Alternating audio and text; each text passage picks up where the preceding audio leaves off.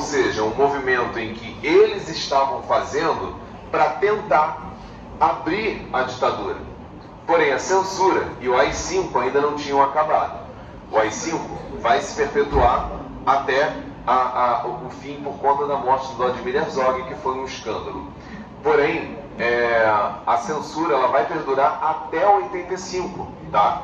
Mesmo tendo já um processo de abertura, ela continua sendo censurada. Já pesquisamos 3 vezes e não aparece a música. Bota Luiz do lado, escreve Luiz. Aí, foi. Entra. Anúncio. Lembra que eu falei que eles burlavam? Isso aí ele está falando da ditadura. Estamos em 77, tinham 13 anos de ditadura. Ele estava falando da ditadura. Só que passou batido. Como ele era um cantor romântico, os censores achavam que ele estava falando de uma mulher, de um caso romântico. E ele estava falando, na verdade, da ditadura. Tá? Isso era o Luiz Airão, em 77, reclamando. Até um cantor que nunca tinha falado nada contra, começou. Porque, para você ver como a coisa já estava entrando num nível que até as pessoas mais calmas já estavam se manifestando. Tá? Pode ir. Essa vocês conhecem também. Quer dizer... Gente, essa aí todo mundo conhece também, né? Bêbado Equilibrista, música do Aldir Blanc e do João Bosco. Só volta na letra lá, por favor. Isso. Essa música é lançada em 1979 e ela já faz parte do movimento pela anistia. Já tinha... Deve ter sido lá. Não, não foi não. Fecha a aba lá dentro. Pronto. Música tem vontade própria. Já estamos pela anistia, né? Em 1979 a gente já está na virada do Geisel para o Figueiredo e o Figueiredo aprova a lei da anistia. Figueiredo que vai de 79 a 85. Peraí.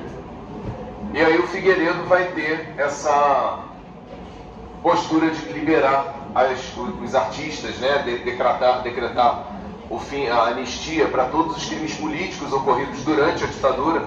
Isto quer dizer que todo mundo que considerado preso político ou que estava fora do Brasil poderia voltar.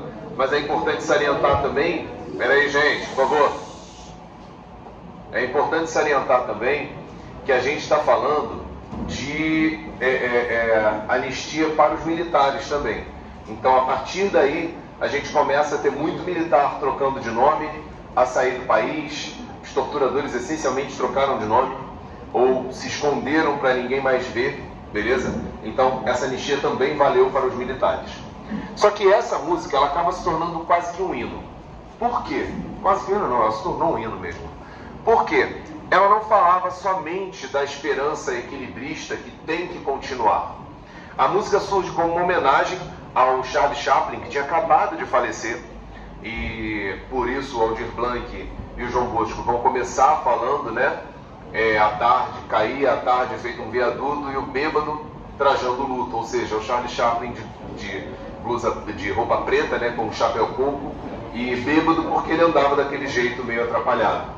Mas a música faz uma alusão a esse equilíbrio do bêbado, né, para poder se manter em pé, para a esperança no Brasil também tentar se manter em pé. E há várias denúncias nessa música. Por exemplo, caía a tarde feito um viaduto. Em 1971, o viaduto que liga a Zona Norte à Zona Sul, o viaduto Paulo de Fronten, que liga ao túnel Rebouças, caiu. Despencou em cima de um monte de gente que passava embaixo. Durante anos, foi entendido apenas como uma fatalidade. Mas por conta, pasmem, da Lava Jato, a Odebrecht, que já tinha, né, casos com coisas brasileiras lá de construções muito antigas, acabaram achando em documentos deles que várias obras foram superfaturadas, ou seja, eram materiais de baixíssima qualidade que eram vendidos E aí isso acabava prejudicando alguma coisa ou outra, tipo a ponte que despenca, tá? E aí muitos falam de, não, a ditadura não tinha corrupção, não tinha porque a gente não sabia, que era censurado.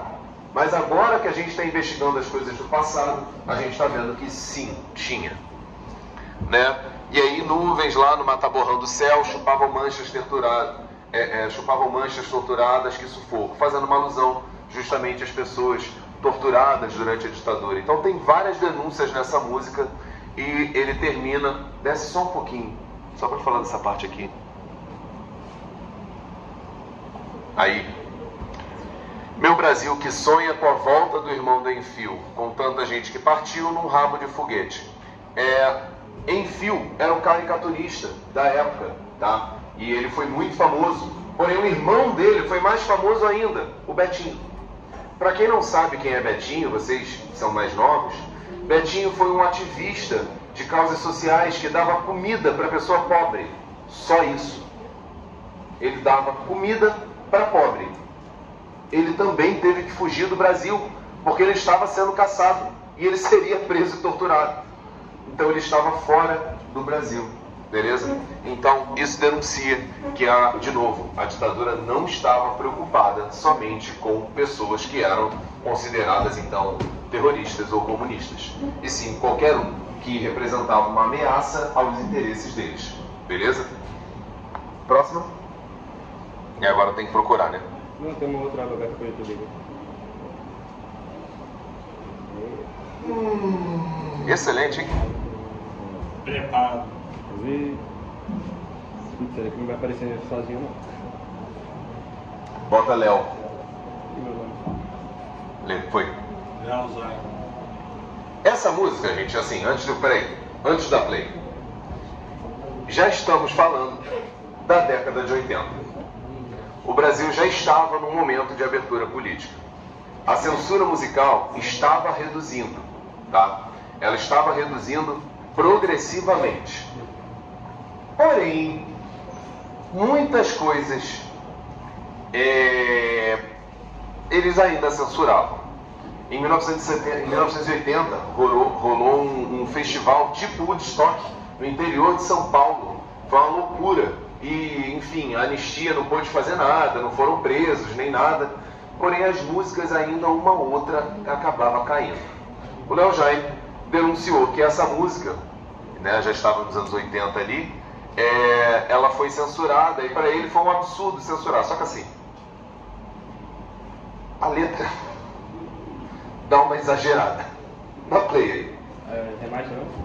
Pode ser.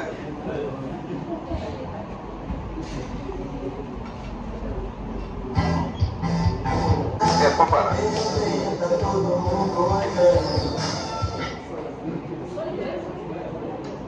Ela dá uma exagerada, né? Não precisava tanto. Né? Enfim. Mas ela foi censurada, tá? Por motivos meio óbvios. Ela foi censurada, mas ela já faz parte de um outro contexto. Mas nota-se que os anos 80 ainda tinham esse resquício de conservadorismo da ditadura militar. É lógico que a gente está falando de uma época, né, isso era 1982, então assim, a gente está falando de uma música que realmente chocou a sociedade na época, né? Mas na verdade ela fazia um anúncio do que estava por vir. Porque a partir da nossa redemocratização, como acaba a censura, eu costumo dizer que, assim, tá certo que a censura tá errada, mas a galera perdeu a noção também. Eu sou de 1986. Eu, como criança, eu via coisas que eu falava assim. E pra época, eu não falava nada que eu achava estranho.